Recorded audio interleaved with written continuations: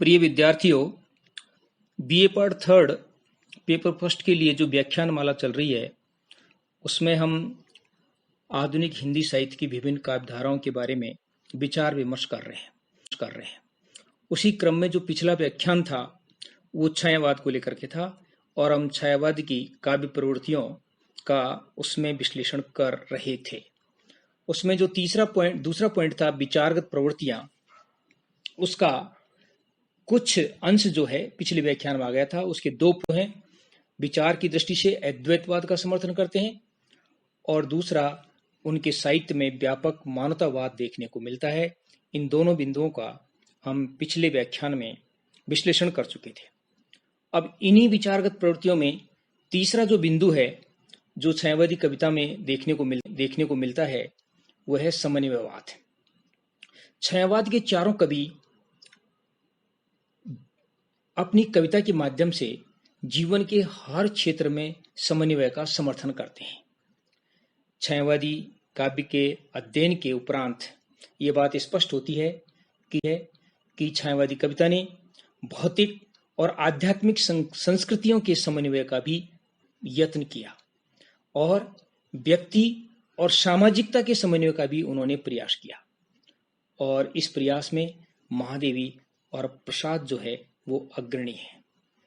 प्रसाद की जो कामायनी है वो तो हृदय और बुद्धि, उसमें श्रद्धा जो है वो हृदय पक्ष का प्रतीक है और बुद्धि जो है वो ईड़ा जो है वो बुद्धि पक्ष का प्रतीक है। तो हृदय पक्ष और बुद्धि पक्ष दोनों की समन्वय करने की बात वो जो है कामायनी के माध्यम से देते हैं। इसके अलावा कामायनी में ही प्रसाद जो है ज्ञान, इच्छा और क्रिया तीनों के समन्वय का संदेश भी वो देते हैं। इस संदर्भ में उन्होंने जो पंक्तियां कही हैं ज्ञान, इच्छा, क्रिया के समन्वय के बारे में, उनको मैं यहाँ उद्धृत करना चाहूंगा। प्रसाद जी कहते हैं कामायनी, दूर कुछ क्रिया भिन्न है, इच्छा पूरी क्यों हो मन की। ज्ञान दूर कुछ क्रिया भिन्न है, इच्छा पूरी क्यों हो मन की। एक दूसरे से न मिल सके, यही विडंबना है जीवन की। ये जीवन की विडंबना को बता करके प्रसाद जी ने ज्ञान, इच्छा और क्रिया के समन्वय का पुरजोर प्रयत्न किया और समर्थन किया है। इस प्रकार हम कह सकते हैं कि समन्वयवाद जीवन के हर क्षेत्र में समन्वय करने का छायावादी कवियों का जो प्रयास था वो एक स्तुत प्रयास है। इसके माध्यम से जीवन को वो सुगम और सरल और शांत बनाना चाहते हैं। अब अगला पॉइंट जो आता है विचारगत प्रवृत्तियों के अंतर्गत, जो अंतिम पॉइंट है वह है प्रेम और सहानुभूति का संदेश। छायावादी कवियों ने अपनी कविता के माध्यम से प्रेम और सौंदर्य का जो भावात्मक चित्रण किया है वो चित्रण करके उन्होंने व्यक्ति के हृदय को मजबूत करने का प्रयास किया और उनका जो संदेश है प्रेम और सहानुभूति का संदेश है वो किसी जाति, धर्म और वर्ण की सीमाओं में बंधा हुआ नहीं है। वो एक विस्तृत मानव भूमि को आधार बना करके चलता है और वो एक बहुत बड़ा संदेश अपने साहित्य के माध्यम से देते हैं। महादेवी कहती हैं, तपरे मधुर मधुर मन, विश्व वेदना में तप प्रतिपल। वो संसार की वेदना में प्रतिपल तपने की बात कहकर के पाठकों को संदेश देना चाहते हैं कि जीवन में आए हुए दुख को सहन करके आदमी जो है वो आगे बढ़ता है और वो प्रेम और सहानुभूति के संदेश जो है वो आगे बढ़ता है और वो प्रेम और सहानुभूति के संदेश को अपने जीवन में आगे लेकर के चलता है और उसको फैलाता है। ये हुई उनकी विचारगत प्रवृत्तियां। अब तीसरा पॉइंट जो है वह है शैलीगत प्रवृत्तियां। एक बार फिर मैं दोहराना चाहूंगा कि पहला जो पॉइंट था वो था विषयगत, प्रेम, सौंदर्य, कल्पना, इसका अध्ययन कर चुके। दूसरी विचारगत प्रवृत्तियां और तीसरा जो उनका शैलीगत प्रवृत्तियां है, इसमें उनका कला पक्ष जो है वो छायावाद का जो कला पक्ष है, छायावादी कवियों का जो कला पक्ष है वो इस शैलीगत प्रवृत्तियों के माध्यम से अब इस व्याख्यान का आगे का विषय है। तो हम छायावादी काव्य का मूल्यांकन करते हैं तो सबसे पहली बात जो सामने आती है वो यह है कि छायावाद मुक्तक गीत शैली का काव्य है। यानी यद्यपि उसमें कामायनी जैसे प्रबंध काव्य लिखे गए, लोकायतन पंत जी ने लिखा, लेकिन अधिकतर कविताएं जो हैं वो मुक्तक गीत से ने लिखा। लेकिन अधिकतर कविताएं जो हैं वो मुक्तक गीत शैली में लिखी गई हैं। इसके अलावा छायावाद में और छायावादी कवियों ने अपने काव्य में कोमल कांत पदावली का प्रयोग करने का अधिक से अधिक प्रयास किया। अर्थात उनका काव्य जो तरह का काव्य था और प्रेम और सौंदर्य जैसे भावों को अभिव्यक्त करने के लिए उनकी जो पदावली थी वो बड़ी कोमल कांत पदावली है। उसका एक उदाहरण जो है मैं पंत जी का उदाहरण देना चाहूंगा। पंत जी कहते हैं, मृदु मंद मंद मंथर मंथर लघु तरणी हंसिनी सी सुंदर ही खोल पालों के पर। ये पंत जी की कविता है जो उनकी छायावादी कवियों की कोमल कांत पदावली को स्पष्ट करती है। अब आते हैं अलंकारों पर कि छायावादी कवियों ने सारे प्राचीन और नवीन अलंकारों का सहज प्रयोग किया। प्रयत्न नहीं, सहज प्रयोग उन्होंने किया। यहाँ सभी अलंकारों के उदाहरण तो इस व्याख्यान में नहीं दिए सकते, लेकिन फिर भी कुछ चुनिंदे और महत्वपूर्ण अलंकारों के उदाहरण मैं यहाँ देना चाहूंगा। जैसे विरोधाभास, तो विरोधाभास अलंकार का प्रयोग प्रसाद जी ने बड़ी कुशलता के साथ किया है। वो अपने आंसू काव्य में कहते हैं कि शीतल ज्वाला जलती है, ईंधन होता दृग जल का, ये व्यर्थ सांस चल चल चल चल कर करती है काम अनिल का। ये विरोधाभास अलंकार का उदाहरण है। और इसी तरह प्रसाद जो अपनी कामायनी में उत्प्रेक्षित हैं, चिंता सर्ग में ही वो कहते हैं कि बार बार उस भीषण रव से कपती धरती देख विशेष, मानो नील व्योम उतरा हो आलिंगन के हेतु वशेष। ये उत्प्रेक्ष अलंकार का उदाहरण है। इसके अतिरिक्त रूप का अतिशयोक्ति और अन्य सभी अलंकारों का छायावादी कवियों ने अपने काव्य में प्रयोग किया। अब आते हैं कि छंद पर, कि छायावाद जो है वो मुक्त छंद की कविता है। इसको स्वच्छंद छंद भी कह सकते हैं। और इस मुक्त छंद के जो प्रवर्तक थे चारों कवियों में से वो निराला थे। निराला ने मुक्त छंद में कविताएं लिखी। उनकी जो पहली कविता थी जूही की कली, वो मुक्त छंद में लिखी गई है। और अधिकतर कवियों ने मुक्त छंद का प्रयोग अपनी कविताओं में किया। और निराला को तो इस मुक्त छंद वो कविता से कहते हैं, एक पंक्ति है उनकी, जातु प्रिय छोड़कर बंधन में छंदों की राह। कविता से वो कहते हैं कि जो बंधन में छंदों का रास्ता है उसको छोड़ करके, हे प्रिय कविता, तू इस रास्ते को छोड़ करके चली जा। अर्थात वो कविता को छंदों के बंधन से मुक्त करना चाहते हैं और इसी को मुक्त छंद कहते हैं। और इसी मुक्त छंद का छायावादी कवियों ने खुल करके अपने काव्य में प्रयोग किया। ये हिंदी कविता में पहला प्रयोग था। हिंदी कविता के इतिहास में इस तरह की कविता, मुक्त छंद में कविता लिखने का ये पहला प्रयास था। अब आते हैं शैलीगत प्रवृत्तियों के अंतर्गत प्रतीकात्मकता पर, कि छायावादी कवियों ने अपने काव्य में विभिन्न प्रकार के प्रतीकों का विभिन्न संदर्भों में प्रयोग किया। बहुत कम उदाहरण में यहाँ प्रस्तुत करना चाहूंगा। जैसे मूर्त के लिए अमूर्त प्रतीक, मूर्त यानी जो दिखाई देता है उसके लिए अमूर्त। जैसे प्रसाद जी कहते हैं कामायनी में, बिखरी अलकें जो तर्क जाल, कि अलग बालों की लट वो तो मूर्त है, लेकिन उसकी तुलना जो है, उसकी प्रतीक जो है, उसका उपमान जो है वो तर्क जाल से दिया है जो दिखाई मूर्त। और इसकी एक छोटी सी पंक्ति है, कीर्ति किरण सी नाच रही। कीर्ति जो है अमूर्त है, दिखाई नहीं देती, और किरण दिखाई देती है। तो अमूर्त के लिए मूर्त का प्रयोग भी इन कवियों ने, ये दो उदाहरण के अतिरिक्त अन्य सैकड़ों उदाहरण हैं जिनमें छायावादी कवियों ने इस प्रकार सभी प्रकार के प्रतीकों का प्रयोग किया है। अब आते हैं कि शैलीगत प्रवृत्तियों में जो प्रमुख तत्व है भाषा और शब्द चयन। भाषा की दृष्टि से हम देखें तो यह स्पष्ट रूप से सामने आता है कि छायावादी काव्य जो है वो तत्सम शब्दावली से युक्त काव्य है और इसकी भाषा में चित्रात्मकता, लाक्षणिकता और व्यंग्यात्मकता मिलती है। इसके अतिरिक्त भारतेंदु से चली आ रही और द्विवेदी युग में जो भाषा परिष्कार हुई खड़ी बोली हिंदी, उसका चरमोत्कर्ष विकास भी छायावादी कविता में देखने को मिलता है। छायावादी कविता भाषा की दृष्टि से सर्वोत्कृष्ट कविता है। अब आते हैं छायावादी कवियों का शब्द चयन। चारों कवियों का मैं उदाहरण देना चाहूंगा कि छायावादी कवि जो है, अधिकतर तो उनका यह है कि उनको ये एक तरीके का मोह था कि वो मधुर ध्वनि शब्दों का, मधुर ध्वनि वाले शब्दों का प्रयोग वो ज्यादा करना चाहते हैं। और उन्होंने चारों ने अपने कवियों में, अपने काव्य में मधुर ध्वनि वाले शब्दों का प्रयोग किया है। लेकिन फिर भी चारों कवियों को उदाहरण देकर के उनके शब्द चयन का अंतर मैं स्पष्ट करना चाहूंगा। सबसे पहले प्रसाद जी के शब्द जो हैं वो अधिक प्रद युक्त हैं, प्रगाढ़ ज्यादा है, उसमें माधुर्य ज्यादा है और नाद युक्त है। इसका एक उदाहरण मैं देना चाहूंगा।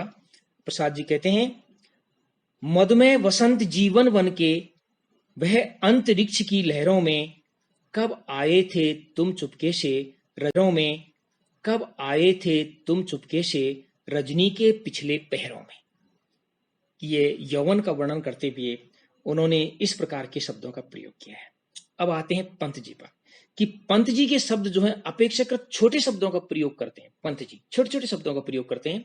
वो असंयुक्त वर्ण वायवी शब्द होते हैं और बहुत छोटे शब्द होते हैं, लेकिन उनका प्रभाव जो है बहुत ज्यादा जाता है। इस प्रकार के शब्दों का प्रयोग, छोटे शब्दों का प्रयोग पंत जी ने अपनी कविता में ज्यादा किया है।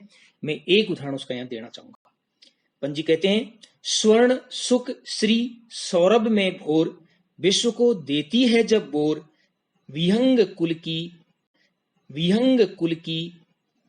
कुल की कलकंठ हिलोर, हिला देती भूनभ के छोर। इसमें अधिकतर शब्द हैं जो दो ही वर्ण के हैं।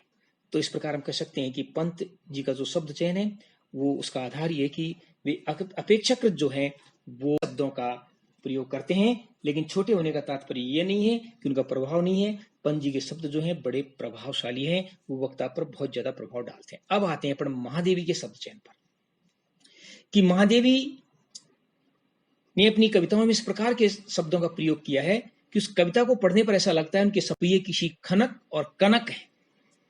रुपये किसी आवाज, जैसे रुपये को गिराते हैं उस तरह की आवाज, और कनक उसमें चमक है। एक उदाहरण में उनकी कविता से देना चाहूंगा कि स्पंदन में चिर निस्पंद बसा। आप शब्दों की खनक देखिए। स्पंदन में चिर निस्पंद बसा, क्रंदन में आहत विश्व असा, नैनों में दीपक से जलते, पलकों में निजहनी मछली।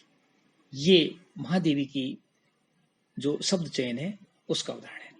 अब आते हैं निराला के शब्द चयन पर, कि निराला इन चारों कवियों में एक अलग प्रकार के कवि हैं, इसलिए उनका नाम निराला। और उनकी जो भाषा के शब्द चयन उनकी कविता की, वो भी इनसे निराले ही है। निराला की जो शब्द हैं वो संधि समास युक्त हैं, ध्वनि युक्त हैं और अनुप्रास की छटा से युक्त हैं। ये तीन विशेषताएं, यानी अधिकतर शब्द हैं वो सामासिक हैं और संधि वाले हैं और ध्वनि युक्त हैं, और उनमें अधिकतर जो है अनुप्रास अलंकार उसमें का प्रयोग ज्यादा किया गया है। और इन तीनों कवियों के अतिरिक्त निराला के शब्द चयन की विशेषता यह भी है कि उसमें विविधता है और अनिश्चितता भी है।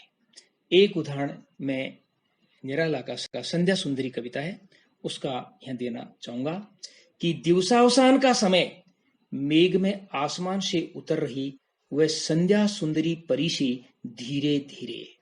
ये उनकी संध्या सुंदरी कविता का उदाहरण है, जो उनके उपयुक्त शब्द चयन की जो विशेषताएं बताई है उनको स्पष्ट रूप से व्यक्त करती है। सारांश रूप में हम कह सकते हैं कि चारों छायावादी कवि जो हैं वो मधुर ध्वनि वाले शब्दों का, जैसा मैं पूर्व में बता चुका हूं, मधुर ध्वनि वाले शब्दों का एक प्रकार से उनको मोह था, और क्योंकि इनकी कविता का जो आधार था वो प्रेम और सौंदर्य था, इसलिए इस प्रकार के शब्दों का प्रयोग इन्होंने ज्यादा किया है। ये छायावाद की काव्य प्रवृत्तियां जो मैंने इस व्याख्यान में बताई वो अब यहां आकर के पूरी होती है।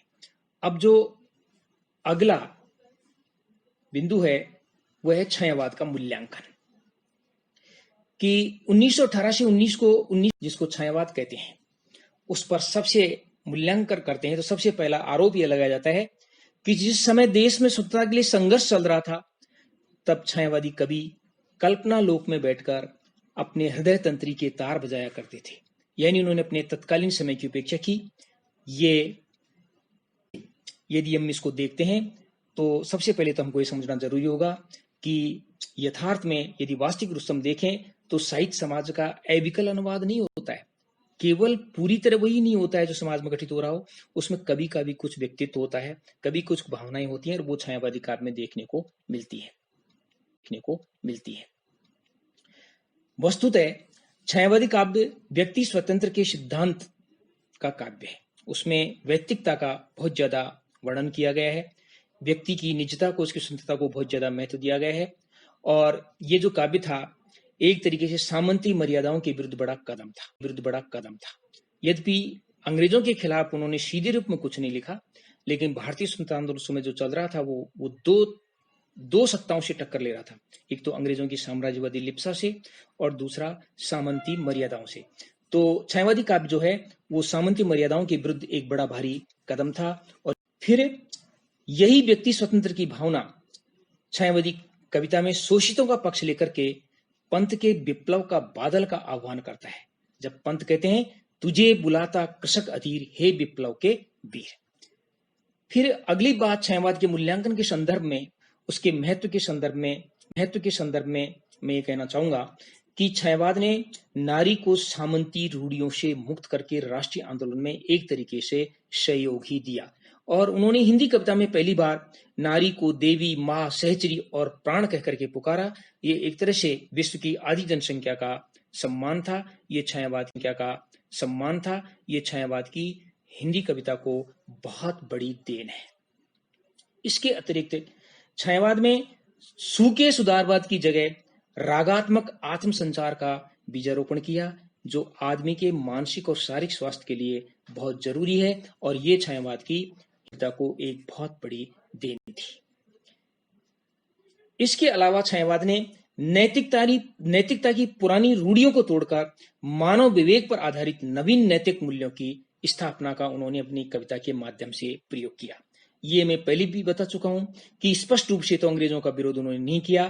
साम्राज्यवाद के विरुद्ध देश प्रेम, जागरण और आत्मगौरव का गान जरूर उन्होंने अपनी कविताओं में या अपने नाटकों में जो कविता लिखते थे, जैसे प्रसाद जी ने लिखा कि अरुण ये मधुमेह देश हमारा, जहां पहुंच अनजान क्षितिज को मिलता एक सहारा। ये प्रकार से राष्ट्र के गौरव का गान है, जिसको पढ़कर के देश के प्रति आत्मसम्मान की भावना जागृत होती है। इस तरह से सीधे रूप से तो उन्होंने राष्ट्रीय आंदोलन के बारे में कुछ नहीं लिखा, लेकिन लोगों में आत्मगौरव की भावना जगाने का उन्होंने भरपूर प्रयास किया। अब कुछ कमियां जो है छायावाद में मिलती हैं, उनका भी यहाँ उल्लेख करना चाहूंगा कि एक तो छायावाद पर यह आरोप है कि वो पलायन की प्रवृत्ति का काव्य है। ये बात सही है कि जैसे प्रसाद लिखते हैं कि ले चल मुझे बुलावा देकर मेरे नाविक धीरे धीरे, ये उनका एक तरह से पलायन गीत है। लेकिन और ये भी है कि छायावाद में इस प्रकार के शब्द ज्यादा मिलते हैं, जैसे उस पर, उस पार, क्षितिज के उस पार, इस प्रकार के शब्द सुनाई देते हैं जो उनके पलायनवाद को स्पष्ट करते हैं। दूसरा यह है कि नारी को मुक्त करने का उन्होंने घोषणा तो की, उसे सहचरी और मित्र भी बताया और उसे अपमान के कलंक से उसे बाहर भी निकाला, लेकिन उन्होंने उसे एकदम अप्सरा और निष्प्राण देवी बना दिया। ये एक छायावाद की कमी थी।